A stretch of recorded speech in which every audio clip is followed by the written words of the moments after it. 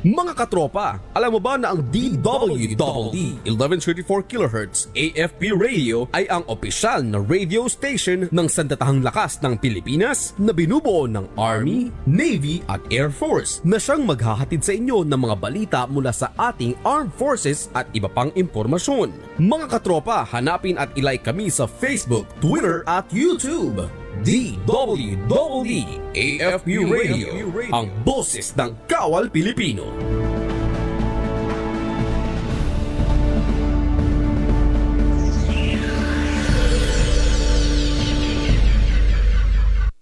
Kayo ay nakatutok sa DWDD AFP Radio. Kami po ay kasapi ng KBP, Kapisanan ng mga Broadcaster ng Pilipinas. Araw-araw ang digmaan. Umaga't gabi sumasabak sa laban. Dapat protektado ka outside at inside. Immune Advance contains 4 active ingredients gaya ng lagundi, malunggay, non-acidic vitamin C at zinc.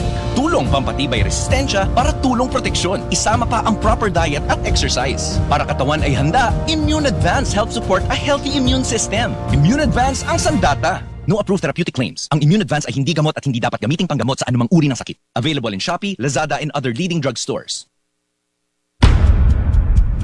This is Chatterbox. We listen, we listen, we inspire. This is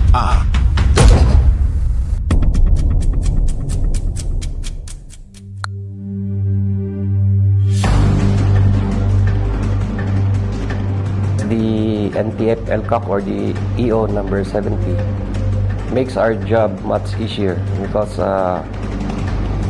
the other job description in fighting insurgency is now being done by the national government agencies or the local government units. Our core competency with this war fighting, we just have to really make most out of it, and then it is easy for us to conduct a focused military operation targeting the communist terrorist groups in those areas. Kailangan natin parusahan lahat ng hindi nagpapasailalim sa ebolusyon at nagbibigay ng buwis para masuportahan ang ating makasamahan sa pagkikitigma sa rehimeng Duterte. Maliwanag ba mga kasama? Hey!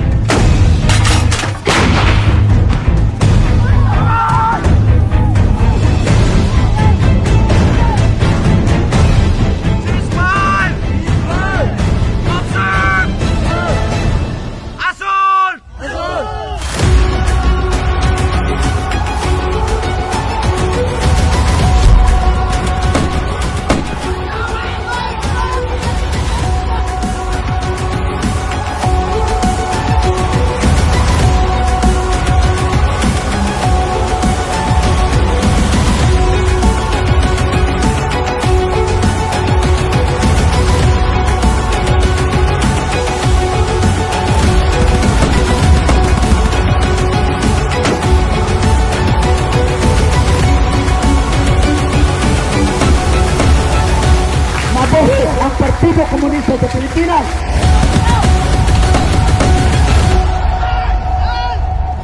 Sir, ready cover 2 body counts. Request instructions, sir. Copy over.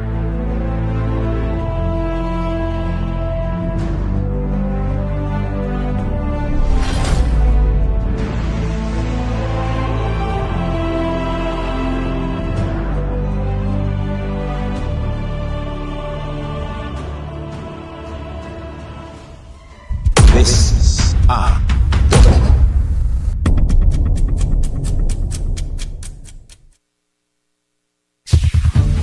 Ito ang DWDD 1134 kHz AM.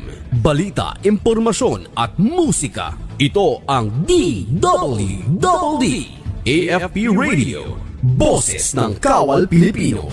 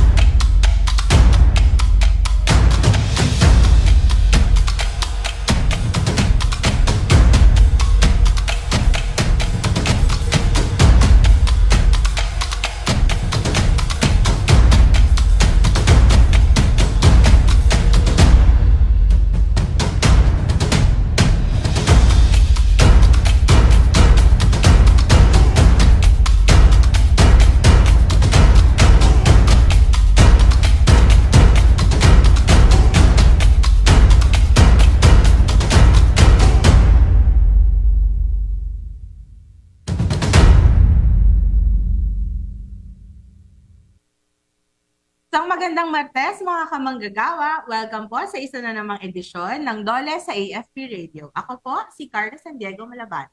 Ako naman po si Team Laderas. Sama-sama nating talakayin ang mga napapanahong balita at impormasyon tungkol sa empleo sa ating bansa. Batiin rin po natin ang ating mga kamanggagawa na nakatutok sa kanilang radyo via the Armed Forces Radio Channel, DW 1134 kHz. Pati na rin yung nanonood sa ating mga Facebook live stream pages. Ayan, sa AFP Radio Facebook page and the Department of Labor and Employment Facebook page. I-like, mag-comment at i-share nyo na ang ating episode para mas marami pa tayong mga kamanggagawa at namumuhunan na maabot ngayong umaga. Ayan. Good morning sa inyo na mga kamagagawa. Good morning, sir. Ayan. So alam mo ba, Sir Tim, no, nung mga nakaraang episodes natin, puro medyo malulungkot na mga episodes dahil yung binibigay na serbisyo ng DOLE para doon sa mga nasalanta ng mga sakuna, na iba't ibang sakuna na-experience natin dito sa Pilipinas, katulad na nga nung oil spill sa Mindoro, pati doon sa... Yung pag-aalboruto ng Mayon. Oo, sa Mayon. Pero ngayong umaga, Sir Tim, balita ko may good news tayo sa ating mga kamanggagawa. Oo, saktong-sakto. Pagkatapos nga ng unos, Yes! ito na ang sunshine. Wow! Dahil pag-uusapan natin ngayong umaga, ang kaka-aproba lang na aumento sa sahod dito sa National Capital Region. Yes, tama ka dyan. Isa talaga yan, no, sa mga inaabangan nating lahat. Pati kami dito sa DOLE. Kasi syempre, alam natin na sa hirap ng buhay ngayon, hangad nating lahat na kahit papano ay maibsan ang dinaranas na ating mga kamanggagawang minimum wage earners.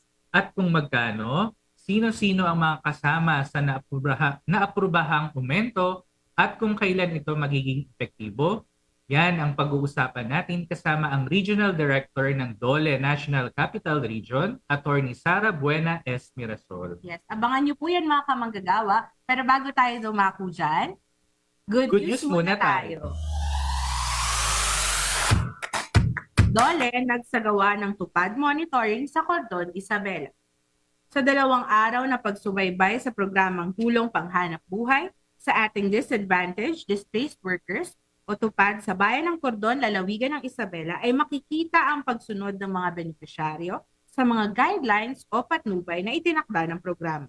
Ito ang resulta ng ginawang field visit ng DOLE Isabela Field Office sa bayan ng Cordon mula ika-21 hanggang ika-22 ng Hunyo 2023. Bilang bahagi ng monitoring, mahigit 500 benepisyaryo ng tupad mula sa 26 barangay ng Cordon ang ibinisita ng DOLE Isabela Field Office, kung saan kasama din ang mga barangay ng Aguinaldo, Anonang, Kalimaturod, Camarao, Kapirpiriwan, Kakilingan, Dalyao, Gayong, Laurel, Magsaysay, Malapat, Osmeña, Quezon, Quirino, Rizaluna, Rojas Poblacion, Sagat, San Juan, Taliktik, Tanggal, Tarinsing, Turod Norte, Turod Sur, Villamarzo, Villa Miemban at Vigan. Ayon naman kay DOLE OIC Regional Director Elpidio B. Atal Jr., ang monitoring ay alinsunod sa layunin ng DOLE na suriin kung ang mga benepisyaryo ay nagbibigay ng nararapat na serbisyo alinsunod sa work program na nangangailangan ng mahigit na koordinasyon sa mga barangay upang ito ay maisakatuparan. Dagdag pa ng OIC RD Atal na ang patuloy na pagsubaybay at pagsusuri ay dapat mahigpit na ipinapatupad upang mapangalagaan ang wastong implementasyon ng naturang programa at ang integridad nito. Ang tupad ay isang community-based package of assistance na nagbibigay ng emergency employment para sa mga displaced workers, underemployed at seasonal workers sa loob ng minimum na 10 araw. At hindi lalampas sa maximum na 30 araw, depende sa uri ng trabahong gagawin.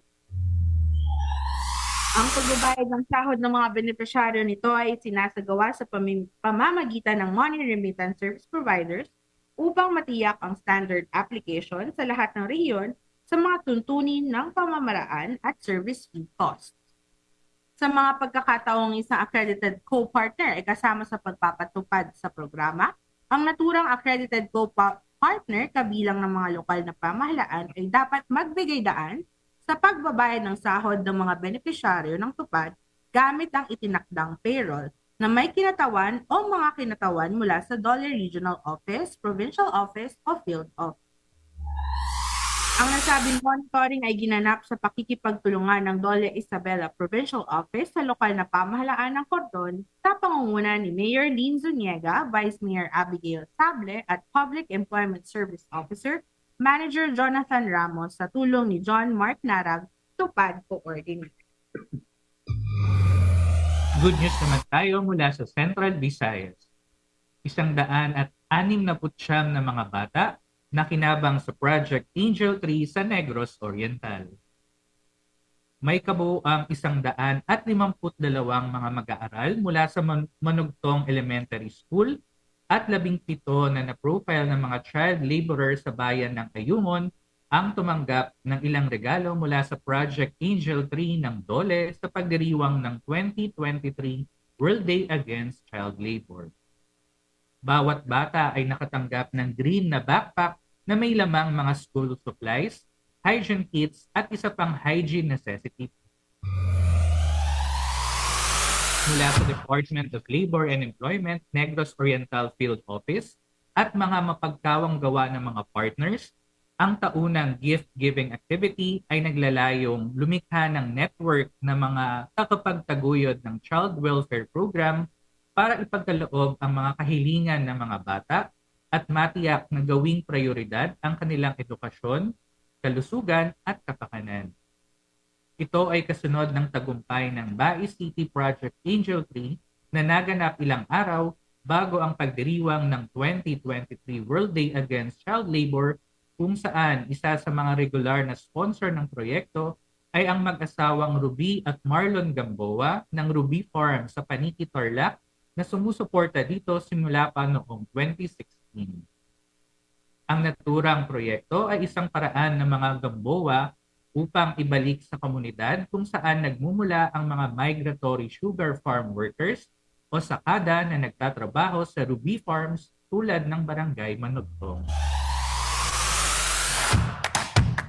Ang mga nasabing sakada ay kinuha alinsunod sa Dole at Department Order 159 Series of 2016.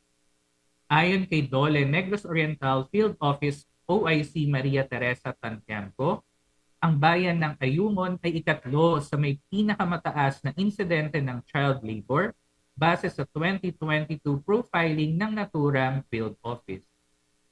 Dagdag pa niya na mahalagang papel ang ginagampanan ng matatag na pakikipagtulungan ng Dole, ng mga komunidad, ng mga magulang at ng mga lokal na pamahalaan ng Ayungon sa pagpuksa ng child labor sa naturang bayan.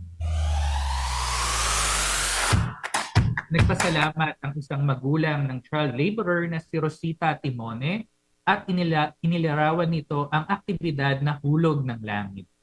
Tuwang-tuwa ito dahil nagkaroon siya at iba pang mga magulang ng kasanayan sa paggawa ng basahan na maaaring makadagdag sa kita ng kanilang pamilya.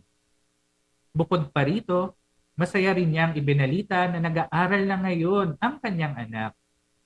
Bago matapos ang pagsasanay, ang mga magulang ay bumuo ng kanilang asosasyon na kilala bilang CL Parents Women Association, kung saan si Rosita ang napagkasunduan nilang magsilbing pangulo.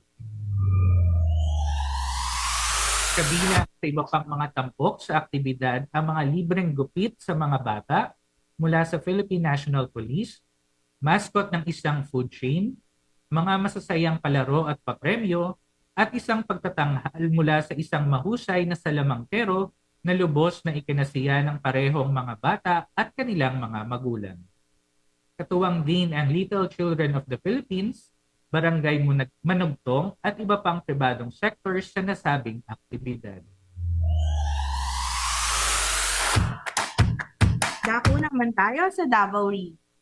Spec summer job na tuloy sa Davao Region ngayong summer break. Ngayong naka-break ang mga mag-aaral, tinanggap ng Department of Labor and Employment, Regional Office 11, kasama ang Public Service and Employment Office, ang mga bagong hanay ng mga benepisyaryo sa ilalim ng Special Program for Employment of Students o SPES para sa isang summer job ngayong taon. Dito sa Davao City, Davao del Sur, Davao Oriental at Davao Occidental.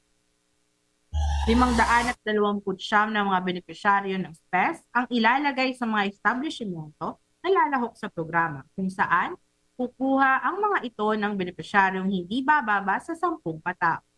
Kabilang dito ang mga pribadong establishmento, mga national government agencies, LGU, government-owned or controlled corporation, mga educational institution, labor unions at iba pang katulad na organisasyon at asosasyon.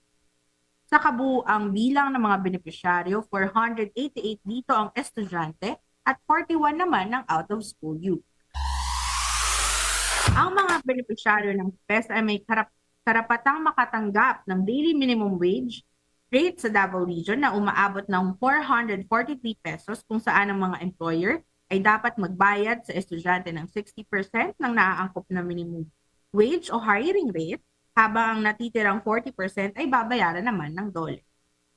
Ang panahon naman ng trabaho ay hindi lalampas ng 78 na araw ng pagtatrabaho sa loob ng isang taon. Sa pamamagitan ng SPES, nakikipagtulungan ng Dole Region 11 sa mga lokal na pamahalaan o LGU, pribadong employer at non-government organizations upang lumikha ng isang coordinated relationship na parehong makikinabang ang mga employer at mga mag-aaral. Magkatuwang ang Dole Davao Region at mga peso sa rehiyon na nagbigay ng orientation sa mga benepisyaryo ng SPES at nag-facilitate sa kanilang trabaho. Bukod sa suportang pinansyal na ibinibigay sa mga estudyante, nagsasagawa rin ng Dole ng iba't ibang pagsasanay at workshop na nakatuon sa personal at profesional na pag-unlad. Ang mga inisyatibong ito ay nagbibigay sa mga kabataan ng mahahalagang kasanayan sa buhay, pagpapahusay sa kanilang kakayahan, at upang mabigyan sila ng kapangyarihan na gumawa ng mga desisyong may kaalam.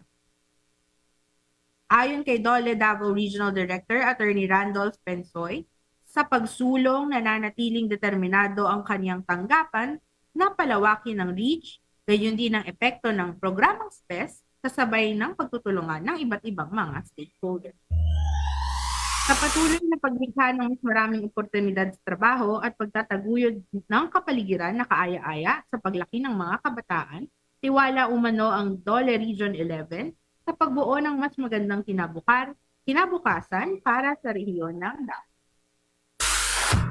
At yan po ang mga good news na tampok natin ngayong umaga. Susunod na po ang ating panayam kay Dole NCR Regional Director, Attorney Sara Buena Mirasol, patungkol sa aumento sa sahod sa National Capital Region. Mamaya po yan mga kamagagawa pagkatapos ng ilang mga paalala. Oras po natin, 18 minuto pagkalipas ang alas 11 ng umaga. Alamin ang mga mainit na balita mula sa ating Armed Forces.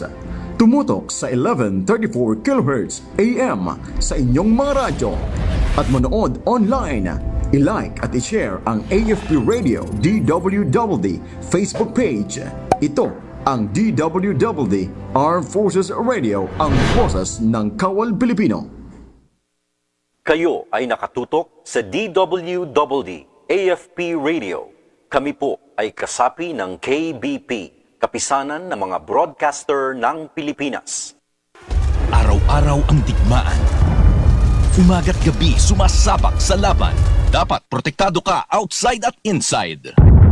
Immune Advance contains 4 active ingredients gaya ng lagundi, malunggay, non-acidic vitamin C at zinc. Tulong pampatibay resistensya para tulong proteksyon. Isama pa ang proper diet at exercise. Para katawan ay handa, Immune Advance helps support a healthy immune system. Immune Advance ang sandata. No approved therapeutic claims. Ang Immune Advance ay hindi gamot at hindi dapat gamiting panggamot sa anumang uri ng sakit. Available in Shopee, Lazada, and other leading drugstores. What is the special program for employment of students and how to qualify for the program?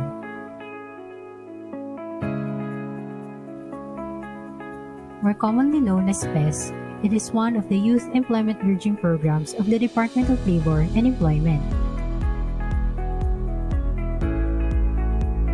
The program provides a temporary job to poor but deserving students, out-of-school youth, or dependents of displaced or would-be displaced workers who intend to finish their education. To qualify for the program, the SPES applicant should be at least 15 but not more than 30 years of age and have obtained at least an average passing grade during the last semester or school year attended. For out-of-school youth, they must be duly certified as such, and the combined net income after tax of parents, including his or her own income, does not exceed the regional poverty threshold. So you might ask about the specific documents required for any SPES applicant, so take note of the following. Interested SPES applicants must submit a filled-out SPES application form number 2, a copy of birth certificate or any official document showing their date of birth, a copy of their parents' latest income tax return or certificate of tax exemption issued by the BIR, or it could be a certificate of low income or indigence issued by the barangay or social welfare and development office. For qualified students, they must also provide an average passing grade which is indicated in Form 138 or their class card, or a passing grade certification issued by their school registrar. For out-of-school youth or OSYs, they are required to submit a certification of such as issued by the barangay, city, municipality, or provincial social welfare and development office where the OSY resides. A SPES recipient is paid in the form of cash, which is transferred through a disbursement remittance facility. Except for low-income local government units, the employer shoulders 60% of the applicable minimum wage or hiring rate, while the remaining 40% shall be paid by the Department of Labor and Employment. In addition, a SPES recipient, either working in private or public establishment, is entitled to an insurance coverage for a period of 1 year.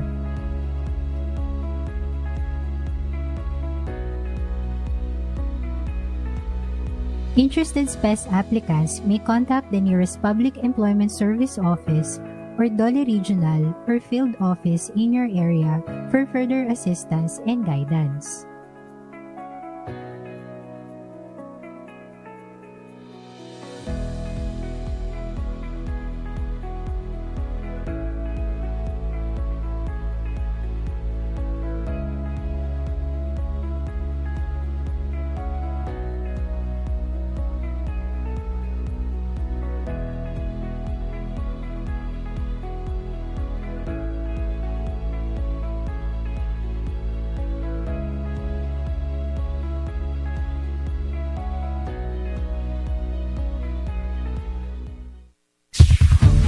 Ito ang DWD 1134 kHz AM. Balita, impormasyon at musika. Ito ang DWD AFP Radio. Boses ng Kawal Pilipino.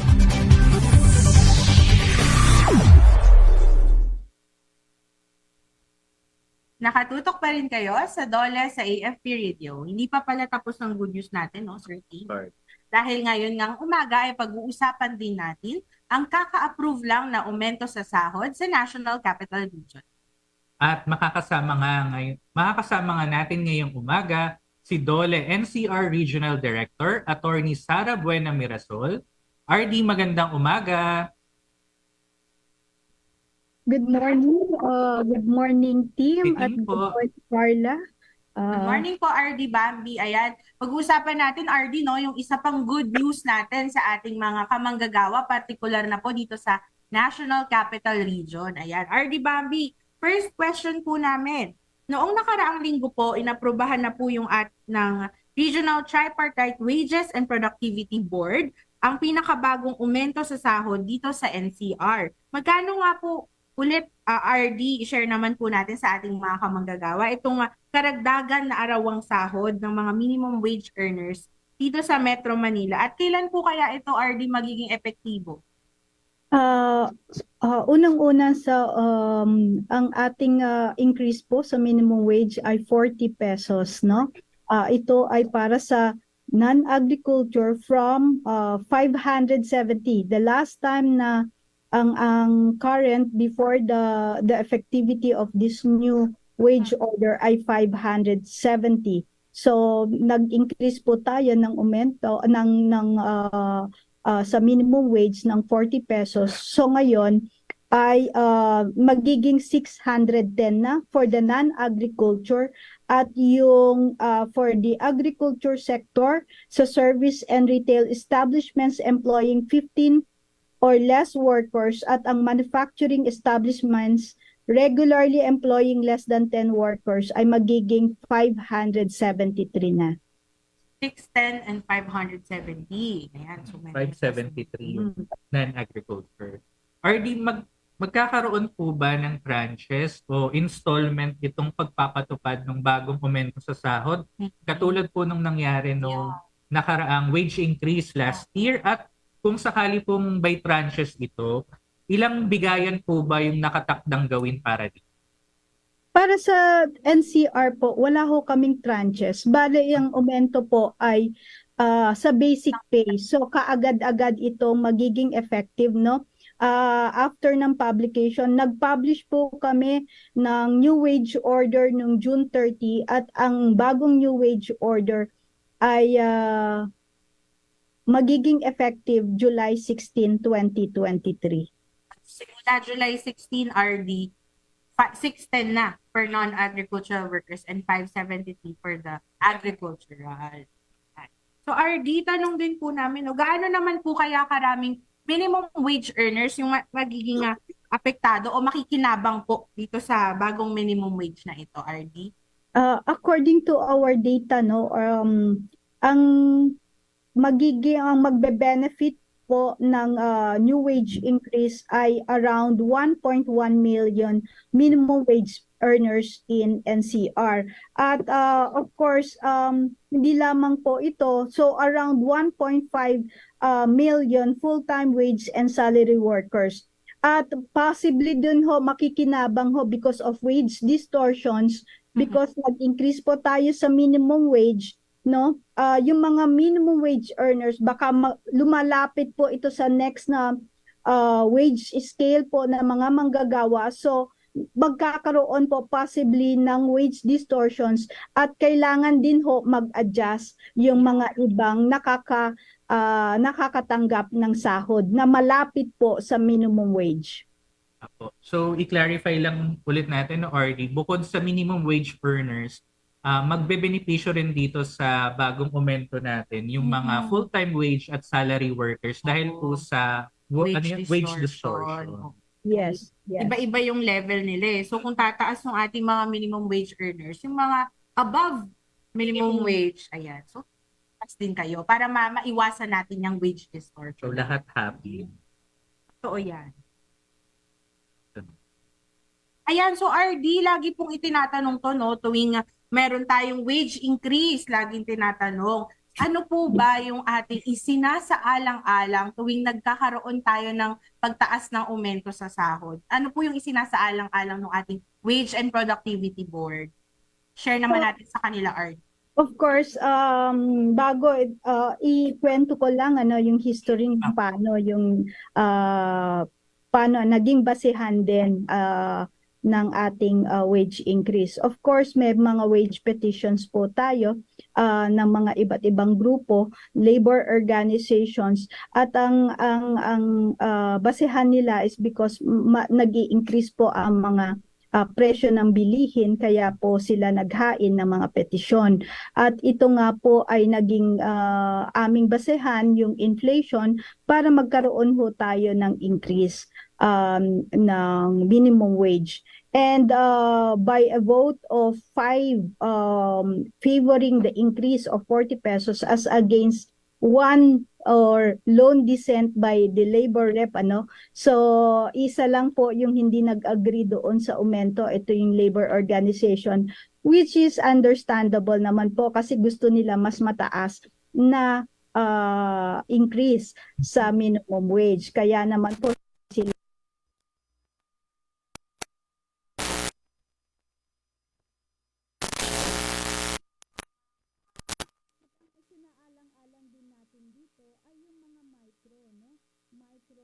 MSMEs, kasi sila ho ay lubang maaapektuhan po na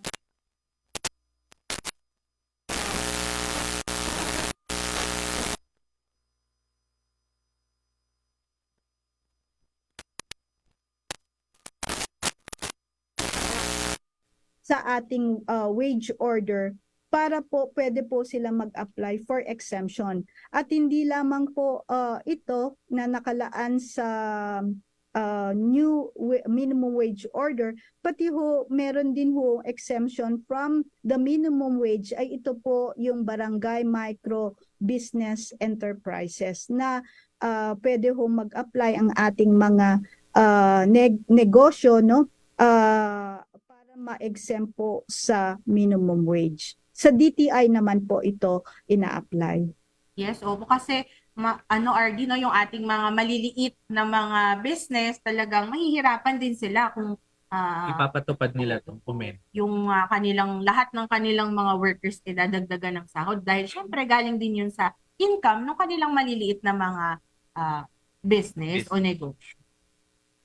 RD, nabanggit nyo po kanina na pwede pong mag-apply ng exemption yung ating mga MSMEs patungkol dito sa pagpapatupad ng wage hike. Ano po bang requirements yung dapat nilang i-submit at saan po ba nila ito dapat i-submit para ma-qualify po sila sa exemption, RD? Okay, para po sa mga exempted na mga establishments, of course, doon sa wage order, nakalagay naman po doon kung ano yung mga exemption, no? At ito yung mga retail and service establishments employing not more than 10 workers, and of course yung enterprises affected by natural calamities and human-induced disasters, and also those distress establishments po, no, yun po yung mga exempted from the increase of minimum wage, and they have to apply sa RTWPB NCR within a certain period lang. Actually nag-umpisa na po na pwede na pong mag-apply itong mga exemptable establishments po, kasi hanggang starting June 30 up to September 13 lang po yung application for exemption. So, dapat po within that period makapag-apply sila ng exemption sa RTWPB NCR. Beyond that, hindi na ho namin tatanggapin ang mga applications for exemption. Kailangan na nilang ibigay yung kung ano yung bagong wage dito sa Metro Manila. So, i-highlight lang ulit natin, RD tsaka Ma'am Carla, no?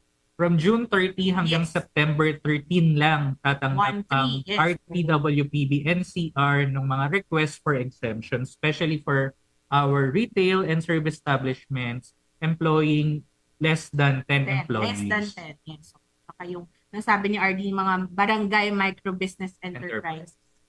Yung sa barangay micro-business enterprise naman, wala namang period yun, no? Yun ay ina-apply sa DTI. Actually, yun yung exemption from the minimum wage law.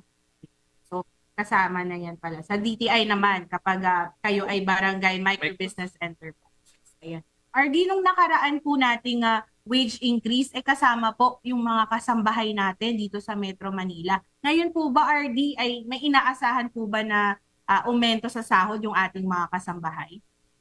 For now, hindi pa namin naumpisahan, but we are going to review din, to review the socio-economic conditions insofar as the wage, minimum wage for kasambahays din, no?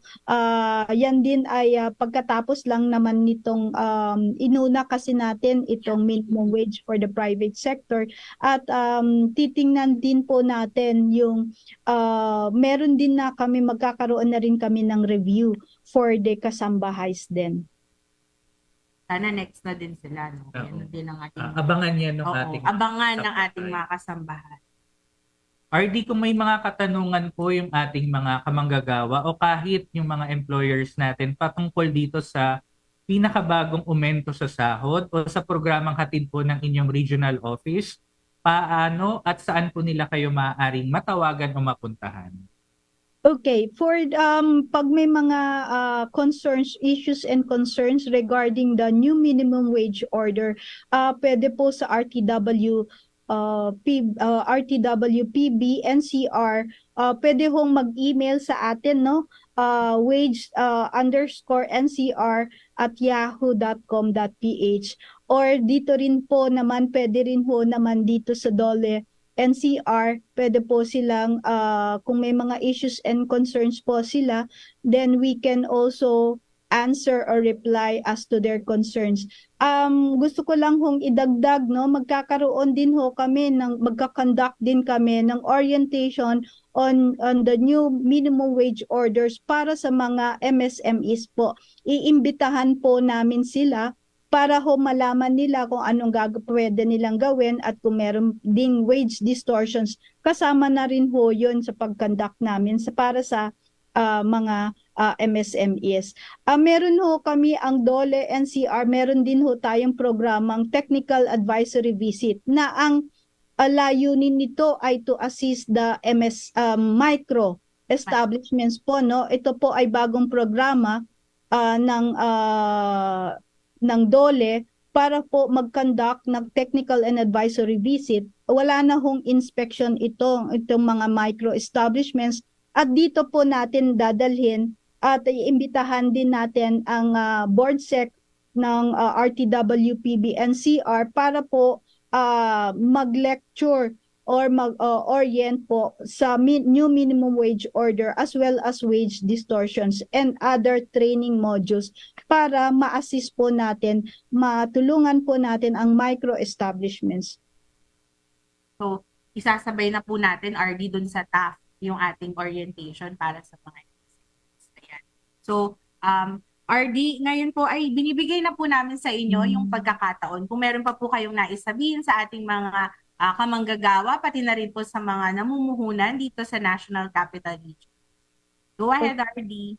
Maraming salamat, Carla. Para sa ating mga manggagawa at employers, sana po, especially sa ating mga employers sa private sector, to comply with the new minimum wage order. At kung sa tingin nyo, kayo ay hindi po makakapag-comply at kayo ay exempted, pumunta lang ho kayo sa RTW-PB NCR or even sa DOLE para matulungan din kayo or ma-assist as regards yung exemptions po. So, hindi lang po yung pati nga yung orientation, include din natin yun sa BMBE para titingnan din natin ang micro establishments, no, na mag-comply or kung hindi man makakapag-comply, at least exempted. At hindi naman lang yun yung pwedeng tulong na maibigay ng DOLE. Marami pa hong programa at services ang DOLE na pwede nating ibigay sa MSMEs. Kung makakatulong, kasi ngayon nagkakaroon kami ng technical advisory visit at nakikita namin naman yung mga maliliit na negosyo na kailangan ng assistance talaga, hindi lang sa compliance ng labor standards, baka kailangan rin nila ng enhancement sa livelihood. So tinitingnan din natin yon na para makatulong din tayo sa mga pag-enhance sa mga negosyo ng ating mga manggagawa, or even our enterprises or entrepreneurs, para matulungan din natin sila na mapalago ang kanilang mga negosyo. RD, importante din, no, Sir Tim, na tinutulungan natin yung ating mga micro-enterprises kasi sila din yung nagbibigay ng trabaho, nag-open ng mga job opportunities para sa mga kamanggagawa natin dito sa Metro Manila. Ayan. Di na namin kayo patatagalin pa, RD Bambi. Muli, maraming pong salamat sa pagpapaunlak ng inyong oras dito sa DOLE sa AFP Radio. More power po sa inyo dyan sa DOLE NCR. Stay safe, RD. Thank Salamat you.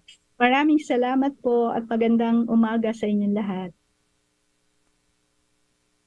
Narinig po ninyo, mga kamanggagawa, si DOLE National Capital Region, Regional Director Attorney Sara Buena S. Mirason. Para po sa ating mga kamanggagawa sa NCR, ang DOLE Regional Office po ay matatagpuan sa DOLE NCR Building, 967 Maligaya Street, Malate, Manila. Maaari nyo rin pong bisitahin ang kanilang website sa www.ncr.dole.gov.ph. Nariyan din po ang kanilang mga contact details. Siyempre mga kamanggagawa, i-like nyo na rin ang kanilang Facebook page para sa mga labor and employment updates sa NCR. I-type nyo lamang po ang Department of Labor and Employment National Capital Region sa inyong mga search bars. Yan, i-share din natin no kanina, Sir Tim, na sabi ni RD Bambi, kung merong mga katanungan tungkol dito sa bagong wage order, ay pwede po kayong mag-email sa wage_ncr@yahoo.com or kaya pumunta sa RTWPD-NCR. At ayun na nga po, para naman po sa iba pang mga labor concerns, bukod po sa wage order, sa bagong aumento sa sahod, or kung may nais po kayong malaman o di kaya ay ireklamo, bukas po ang ating DOLE hotline, 1349 24/7 po iyan. Pati na rin po ang ating mobile hotline number sa 0961-595-8439, Lunes hanggang Biyernes, alas 8 ng umaga hanggang alas 5 ng hapon. Maaari din po kayong mag-send ng email sa hotline 1349@dole.gov.ph o kaya ay mag-direct message sa aming Facebook page para sa inyong mga labor and employment concerns. Of course, hanapin nyo lamang ang official at verified Facebook page ng Department of Labor and Employment. Meron din kaming YouTube page, mga kamanggagawa, so i-subscribe nyo na rin po yan at i-like po ang iba't iba naming mga social media sites sa Facebook, meron din pong Instagram at Twitter.